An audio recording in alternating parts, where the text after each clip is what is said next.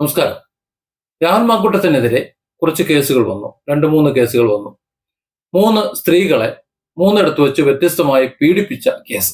അതിലൊന്ന് ഗർഭചിത്രം, നിർബന്ധിത ഗർഭചിത്രം ചെയ്യിച്ചു എന്ന കേസ്.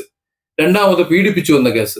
മൂന്നാമത്തത് അതുപോലെ തന്നെ തെളിവായി ഭ്രൂണം ഒക്കെ ഉണ്ട് എന്ന് പറയുന്നു. ഇങ്ങനെ 3 കേസുകൾ. ആ കേസുകൾ ഏതെങ്കിലും ഒരു പോലീസ് സ്റ്റേഷനിൽ ഫയൽ ചെയ്തതല്ല. പോലീസ് സ്റ്റേഷനിൽ ഒരു പരാതി കൊടുത്തിട്ട് അതല്ലെങ്കിൽ പോലീസുകാരെ കേസെടുത്തില്ല എന്നുണ്ടെങ്കിൽ നേരെ SP പരാതി കൊടുത്തിട്ട് അങ്ങനെയൊക്കെയാണ് നമ്മൾ ചെയ്യുന്നത്.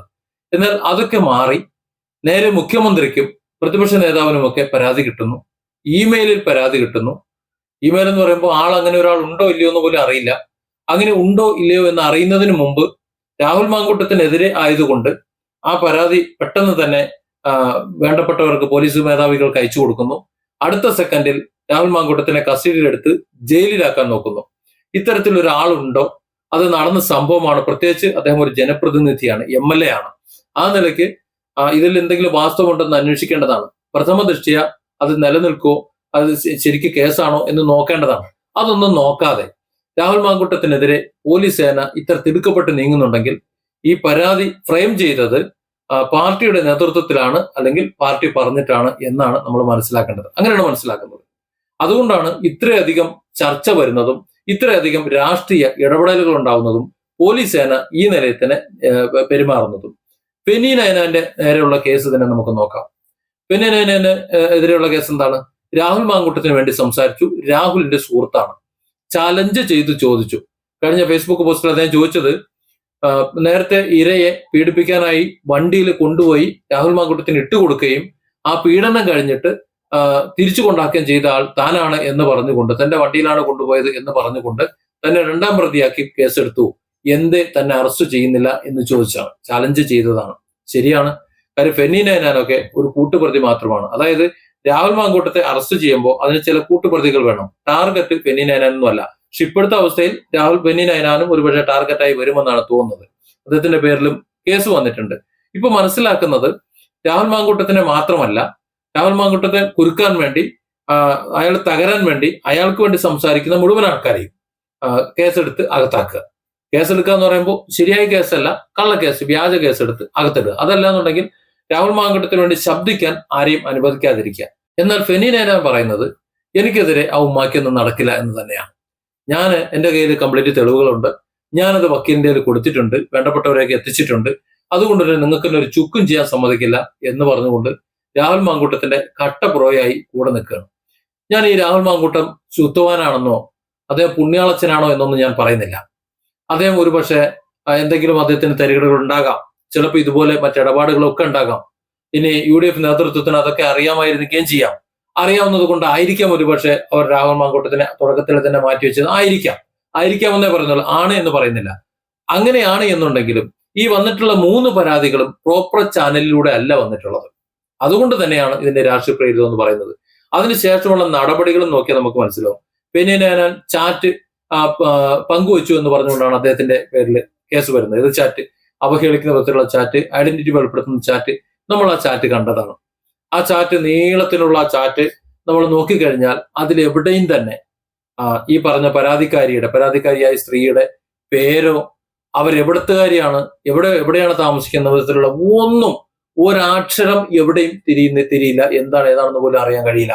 ആ വിധത്തിലാണ് ആ ചാറ്റ് പുറത്തു വന്നിട്ടുള്ളത്. ഒരു നിലയ്ക്കും കേസെടുക്കാൻ കഴിയില്ല. പ്രഥമ ദൃഷ്ടിയാ തന്നെ തള്ളിപ്പോകും. എന്നിട്ടും അദ്ദേഹത്തിനെതിരെ ജാമ്യമില്ലാ വകുപ്പുകളൊക്കെ ഇട്ട് കേസെടുത്തേക്കാണ്. അതുപോലെ തന്നെ മറ്റൊരു വനിതയുടെ പേരിലും കേസെടുത്തിട്ടുണ്ട്. ഇനിയും ധാരാളം പേരിൽ കേസ് വരാൻ ചാൻസ് ഉണ്ട്. മറ്റുള്ളവരെയൊക്കെ അറസ്റ്റ് ചെയ്യുമ്പോഴേ അറിയുള്ളൂ എന്നാണ് മനസ്സിലാക്കുന്നത്. ഇന്നിപ്പോ ഞാൻ കേസുകളുമായി ബന്ധപ്പെട്ട് അല്പം യാത്രയിലായിരുന്നു, വീഡിയോകൾ വന്നിട്ടില്ല, നിങ്ങൾക്ക് അറിയാം. ഹൈദരാബാദിൽ നിന്നൊരു വീട്ടമ്മ എന്നെ വിളിച്ചിട്ട് പറയാണ്, ഇന്ന് രാവിലെ ഈ സമയമായിട്ടും നിങ്ങളെ വീഡിയോ ഒന്നും കണ്ടില്ല. ഇനി രാഹുൽ മാങ്കൂട്ടത്തിന് വേണ്ടി സംസാരിച്ചതുകൊണ്ട് നിങ്ങളെ നല്ല അറസ്റ്റ് ചെയ്ത് കൊണ്ടുപോയോ എന്നറിയാൻ വേണ്ടി ഞാൻ വിളിച്ചതാണെന്ന്. അത്ഭുതം തോന്നിപ്പോയി. കാര്യം രാഹുൽ മാങ്കൂട്ടത്തിന് വേണ്ടി സംസാരിക്കുന്നവർ രാഹുൽ മാങ്കൂട്ടത്തിന് ന്യായീകരിക്കുന്നതല്ല. ഈ കാണിക്കുന്നതൊക്കെ രാഹുൽ മാങ്കൂട്ടത്തിന്റെ രാഷ്ട്രീയ ഭാവി നശിപ്പിക്കാനും തങ്ങളുടെ എതിരാളിയായിട്ടുള്ള ഒരാളെ ഇല്ലാതാക്കാനും, തങ്ങൾക്കെതിരെ നാവ് ബന്ധിക്കുന്ന ഒരുത്തിനും കൂടെ ഉണ്ടാകരുത്. അത് പാടില്ല. അങ്ങനെ ശബ്ദിക്കുന്ന എഡോ വിജയ എന്ന് പേരെടുത്ത് വിളിച്ച് സംസാരിക്കാൻ കഴിയുന്ന രാഹുൽ മാങ്കൂട്ടത്തിൽ അയാൾ പോണം, അയാളോട് ഉണ്ടാകാൻ പാടില്ല. അപ്പൊ അതിനുവേണ്ടി ഉള്ള നിലപാടുകൾ എടുക്കുമ്പോൾ അങ്ങനെ നിലപാടുകൾ എടുക്കുന്ന മുഴുവൻ ആൾക്കാരെയും അരിഞ്ഞു വീഴ്ത്തിക്കൊണ്ട് കള്ളക്കേസ് കൊടുത്തുകൊണ്ട് അവരെ നരകിപ്പിക്കാൻ നാവരിയാൻ നിൽക്കുമ്പോൾ ഇത്തരത്തിൽ പലരും അത് അന്വേഷിക്കുന്നുണ്ട് എന്നറിയുന്നതിൽ വളരെ സന്തോഷം. നമുക്ക് വേണ്ടിയും ഒക്കെ സംസാരിക്കാനുണ്ട് എന്ന്. ഇതുപോലെ സംസാരിച്ചതിന്റെ പേരിലുള്ള ഒരു കേസ് തന്നെയാണ് ഇന്ന് പോകേണ്ടി വന്നത്. പക്ഷെ എന്നാലും സത്യം വിളിച്ചു പറയുന്നതിൽ യാതൊരു വിട്ടുവീഴ്ചയില്ല. ഏതായാലും ഫെനി നയനാന്റെ കയ്യിൽ എല്ലാ തെളിവുകളുമുണ്ട്. ആ തെളിവുകളെല്ലാം അദ്ദേഹം കോടതിയിൽ ഹാജരാക്കാൻ വേണ്ടി വക്കീലിനെ കൊടുത്തിട്ടുമുണ്ട്. അതുകൊണ്ട് അങ്ങോട്ട് കളിക്കുന്നത് ചിലപ്പോൾ സൂക്ഷിച്ചു വേണ്ടി വരും. അദ്ദേഹത്തിനെതിരെ കേസ് എടുത്ത ശേഷം ഒരു ഫേസ്ബുക്ക് പോസ്റ്റ് ഇട്ടിട്ടുണ്ട്. ആ പോസ്റ്റ് ഒന്ന് വായിച്ചാൽ കാര്യങ്ങൾ മനസ്സിലാവും. എനിക്കെതിരെ പത്തനംതിട്ട സൈബർ പോലീസ് കേസെടുത്തിരിക്കുന്നു. പരാതിക്കാരിയുടെ ഐഡന്റിറ്റി വെളിപ്പെടുത്തി അശ്ലീല ചുവയുള്ള സന്ദേശങ്ങൾ പോസ്റ്റ് ചെയ്തു എന്നൊക്കെയാണ് കേസ്. ജാമ്യമില്ലാത്ത വകുപ്പുകളും FIR-ൽ ഉണ്ട്. എന്റെ പോസ്റ്റുകൾ വായിച്ചവർക്ക് മനസ്സിലാകും ഞാൻ പരാതിക്കാരിയുടെ ഐഡന്റിറ്റി വെളിപ്പെടുത്തുകയോ അവരെ പറ്റി അശ്ലീല പരാമർശം നടത്തുകയോ ചെയ്തിട്ടില്ല. കേസ് വന്നതുകൊണ്ട് പിന്നോട്ട് പോകാൻ ഉദ്ദേശിക്കുന്നില്ല. ഇത് രാഷ്ട്രീയ വേട്ടയാടലാണ്. ഇന്നലെ ഞാനിട്ട പോസ്റ്റിൽ പരാമർശിച്ചതുപോലെ കേസിനെ നേരിടും. ജാമ്യത്തിനായി കോടതിയെ സമീപിക്കും. FIR-ന്റെ നിയമസാധുതയെ ചോദ്യം ചെയ്ത് ഹൈക്കോടതിയെ സമീപിക്കും. തലയും വാലുമില്ലാത്ത ചാറ്റുകളല്ല ഞാൻ പുറത്തുവിട്ടത്. അവരുമായി ആദ്യം മുതൽ സംസാരിക്കുന്ന ചാറ്റുകൾ കൈവശമുണ്ട്. അതെല്ലാം Sasthamangalam Ajith sir, advocate Sekhar sir എന്നിവരെ ഏൽപ്പിച്ചിട്ടുണ്ട്. ചാനലിൽ ഇന്ന് പരാതിക്കാരി പുറത്തുവിട്ട ശബ്ദ സന്ദേശത്തിൽ എന്നോട് സ്നേഹത്തോടെ പറഞ്ഞതുപോലെ ഫെനി നയനാൻ പേടിച്ചിട്ടുമില്ല പിന്നോട്ടുമില്ല എന്ന്.